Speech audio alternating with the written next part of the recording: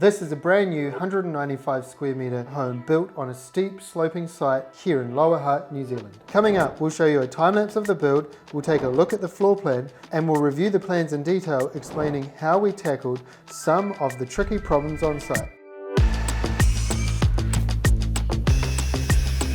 Stick around to the end of the video and you'll get to see the entire finished home. Day one, I met the clients on site and it was still an overgrown triangle section. I vividly remember the clients looking at me and saying, "Are we crazy? Are you going to be able to build a home here?" I'd recently completed the Topography build and the section nobody wanted, and so I was confident that there was space there to get a home. We just needed to know how to work with the land. There was a right of way on the left of the section accessing about 6 homes down past it, and the trickiest thing would be working with the existing level of the right of way to get down under to a garage. One of the first things that stuck out to me when I visited site was the view of the harbour in between the trees, and I loved that there was no direct neighbours and that there was a lot of greenery, a lot of existing bush and a lot of awesome scenery wherever you looked. Given that it was a sloping site, we had to get what's called a topographical survey.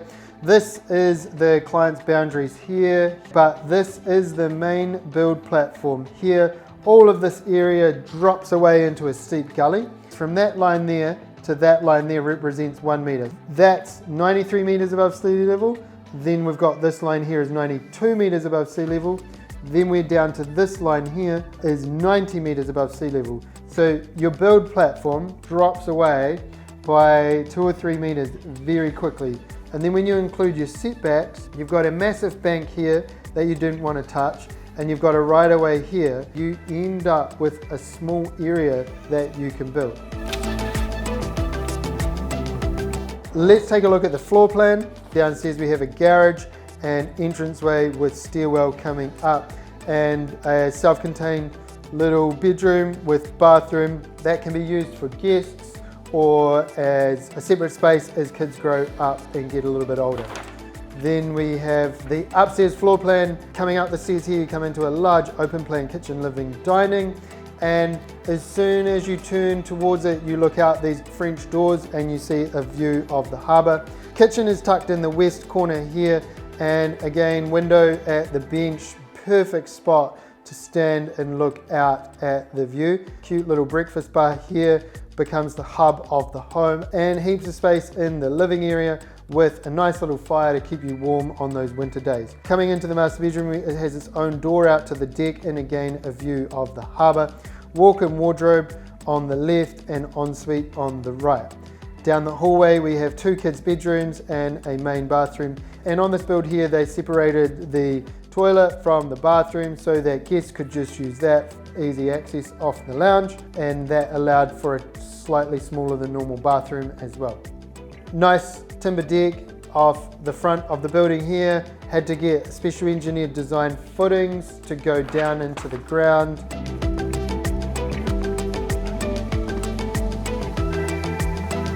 So the plan's all done, the boys got on site, and the first thing they got to doing was the concrete foundation.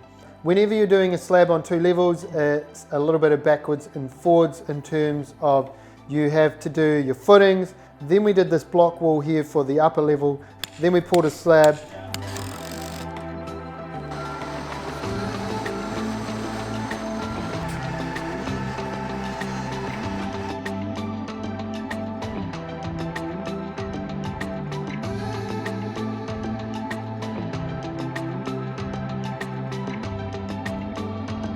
Everywhere there's these dotted lines, we had to build a block wall. This also needed to be waterproofed. Whenever a block wall goes straight into your house, you need to waterproof the back side of it and you need to install drainage. These steps were necessary to get the most out of this site.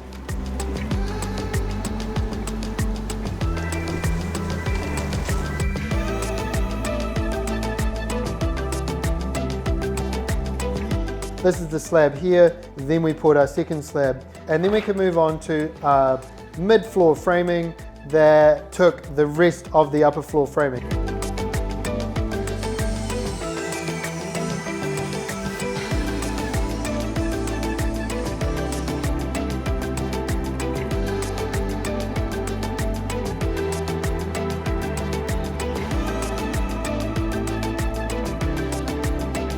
There's a 250mm PFC steel portal, and that's a beam above the garage door taking the floor load from upstairs. As well as steel beams supporting the floor, we also need your support to build up this channel. Go ahead, click subscribe, follow along all of our builds start to finish.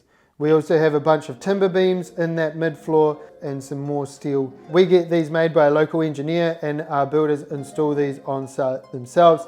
This meant we could then crack on with the rest of the subfloor framing. From here we lay flooring sheets down, and then we can move into framing the upstairs building.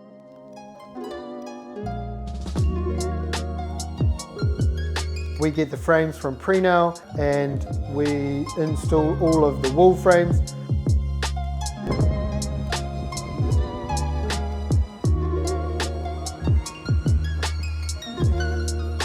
Once the wall frames are installed, we can now move on to roof framing.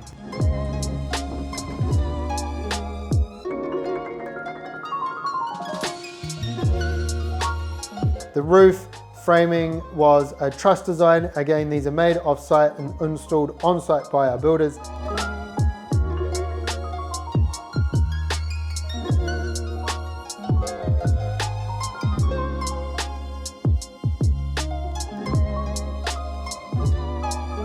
We've got two roofs here.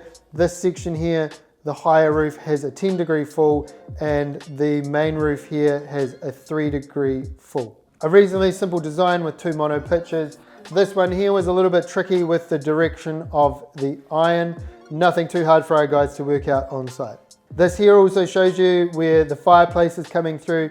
Often people don't realize you need to think about things like fireplaces real early on, because if you want that fireplace to go there in your room, we need to make sure that the roof plan doesn't have anything in the way, and that we can actually get that sealed up nice and waterproof on the roof and get the chimney through. Once the roof was installed, we wrapped the building and we installed all the windows. This cross section here, you can see this is the block wall we're talking about here, and these are the large post footings here that are holding up this floating part of the building. This is the riprap slab here, and here's a view from the other side showing the block wall, and this is all the area we had to fill up. Again, this helps us make the most of the land.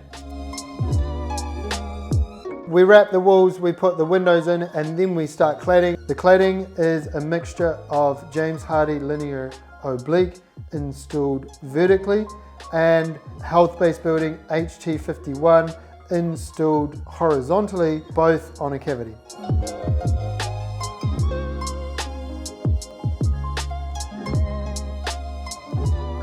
These cross sections show you the two roofs and where the two claddings meet each other. A general rule of thumb is that a cladding would change on an internal corner here or here. This is an external corner here, and you usually don't want to change a cladding on an external corner. This timber box is floating above the rest of this building, and that's the look that the designers were going for.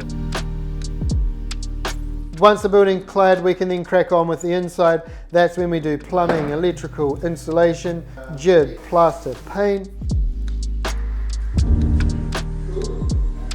After paint's on the wall, we start to turn it from a house into a home. We install the kitchen, the flooring, we fit off the plumbing and electrical, and all of those client choices start to come to life.